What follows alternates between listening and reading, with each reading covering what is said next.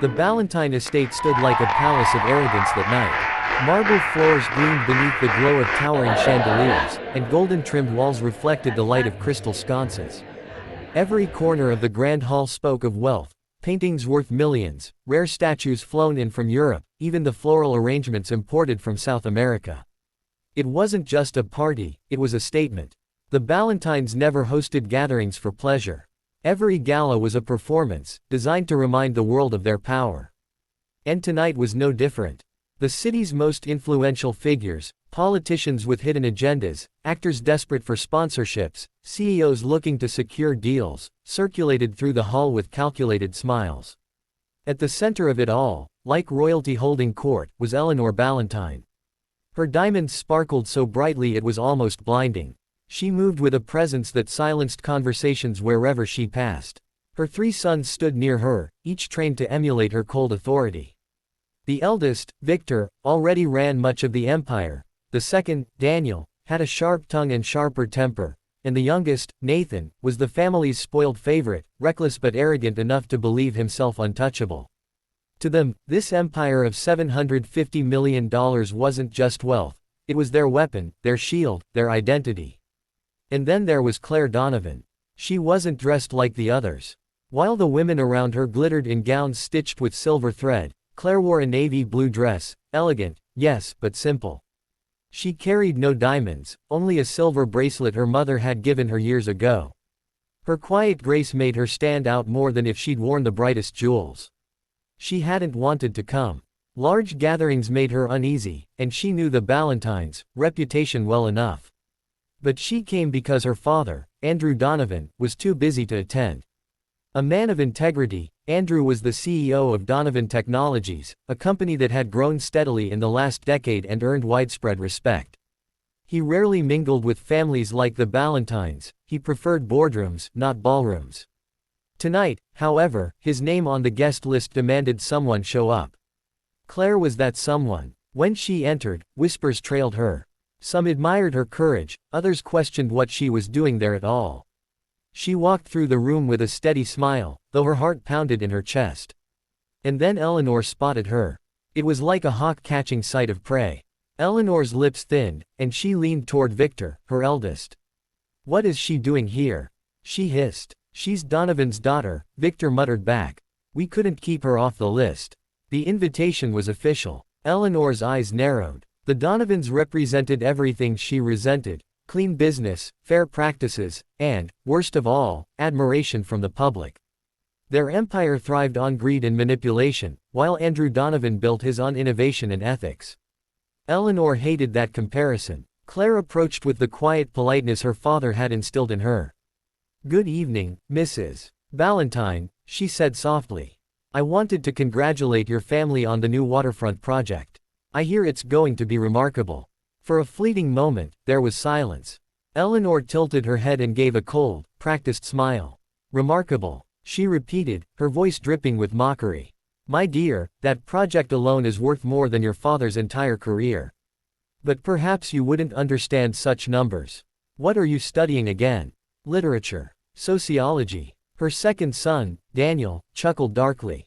"She should study humility. Or better yet, economics. Maybe then she'd realize that her father's little company is just a speck compared to our empire." Guests nearby shifted uncomfortably, sensing the cruelty but saying nothing. That was how it always was at Ballantyne events: the powerful mocked, and the rest stayed silent. Claire's cheeks flushed, but she didn't shrink. Instead, she drew a breath, straightened her shoulders, and replied, with respect, "I believe the people who matter most in any project are the families who will live in those homes. Not the ones who profit from them." The words rang like a bell in the hall. Several guests froze, their eyes darting between the young woman and the dynasty of billionaires she had just challenged. Daniel sneered. "Listen to her, Donovan's little girl, lecturing us about morality. You think business is about families? It's about power. Money talks, sweetheart. Everything else is noise." Eleanor stepped closer, her eyes sharp as glass. Her voice dropped low, but everyone nearby could still hear. "You're nothing, Claire. Nothing but a child hiding behind her father's name. You have no idea what the world really is. When you grow up, you'll learn the truth. Money is power." And we hold it. Laughter followed, cold, cruel, echoing off the marble walls. For a moment, Claire felt the sting, the weight of humiliation pressing against her chest. But she remembered her father's words, never let arrogance define you. Dignity is your shield. Integrity is your weapon. So, she didn't lash back. She didn't cry. She simply bowed her head slightly in respect, turned gracefully, and walked away. Her silence was louder than their cruelty. And then, it happened. A sound broke the tension. The hum of dozens of phones buzzing at once. Guests pulled out devices, confusion spreading across the hall. Brows furrowed, lips parted in shock. Eleanor, irritated, snatched her phone from her purse, ready to silence the distraction. But her face drained of color. Across her screen was a headline flashing in bold red. Federal investigation launched against Ballantine Empire, assets frozen effective immediately. The room erupted. Gasps, frantic whispers, hurried footsteps. Victor barked into his phone, demanding answers from lawyers. Daniel's face turned ghostly pale as he read emails from panicked investors.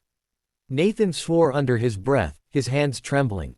Screens lit up everywhere, repeating the same words.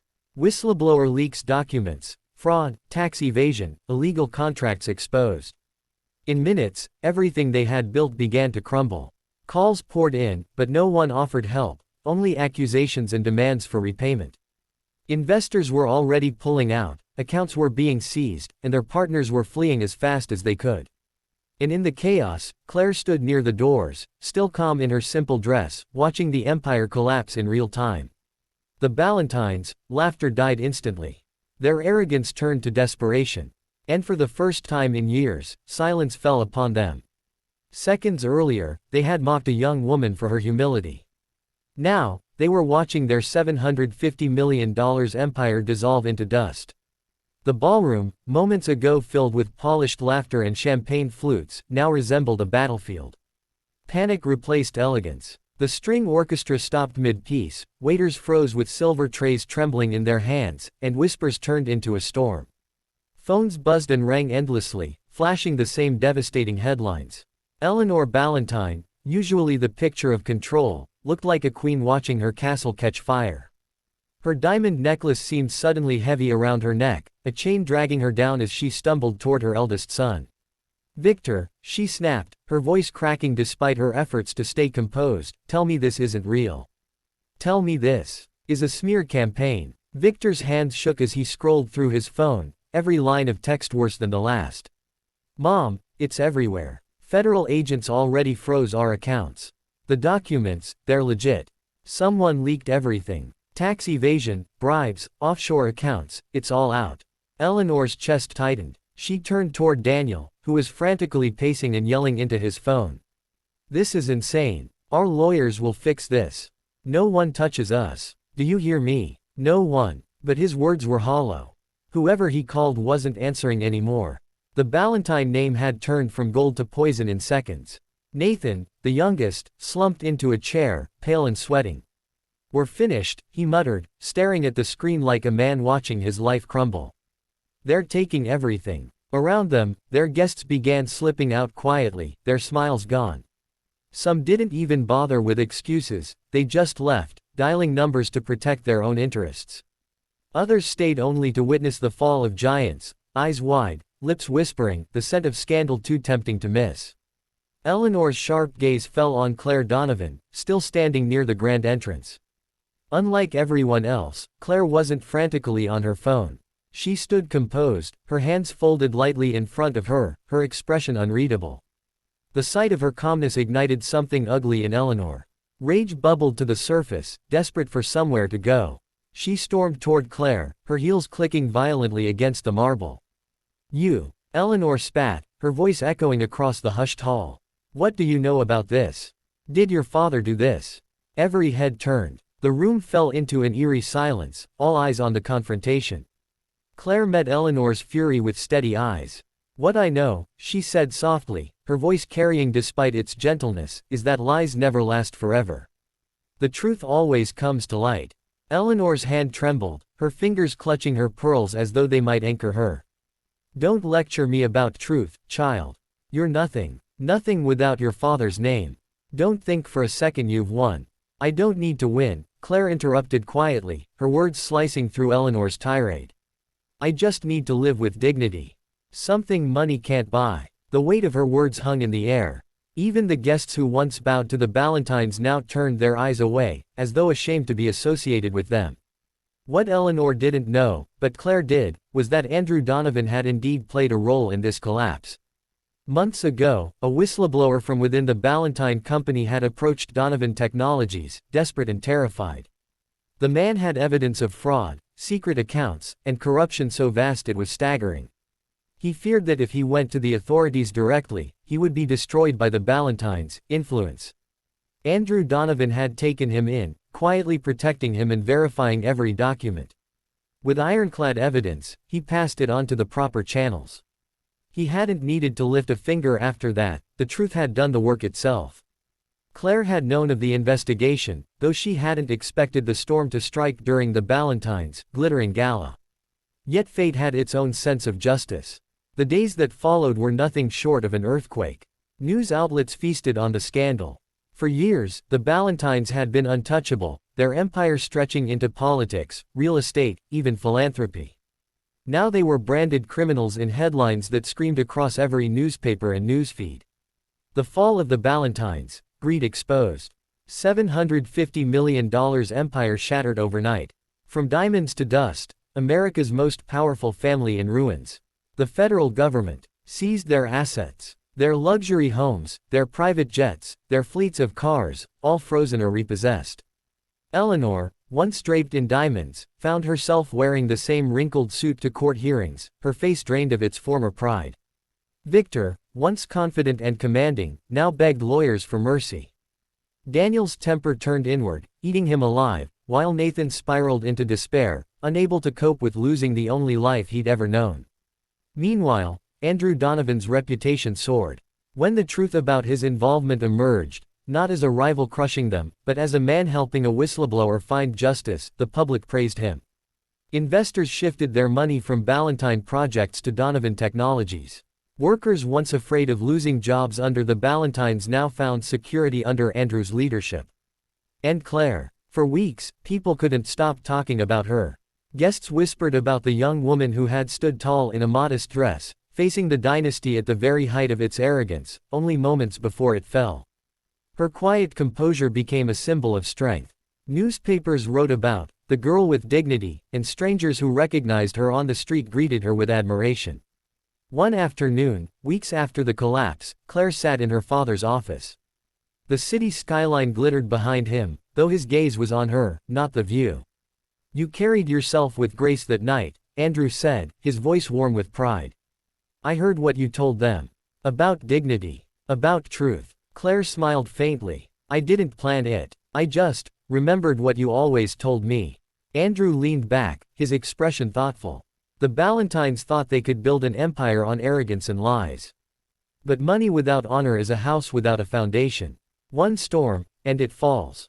Claire nodded, her heart swelling with quiet pride. It's strange, isn't it? They thought I was nothing. Just a girl in a simple dress. But sometimes the smallest voice can be louder than all the noise in the room. Her father reached across the desk, taking her hand gently. You are not small, Claire.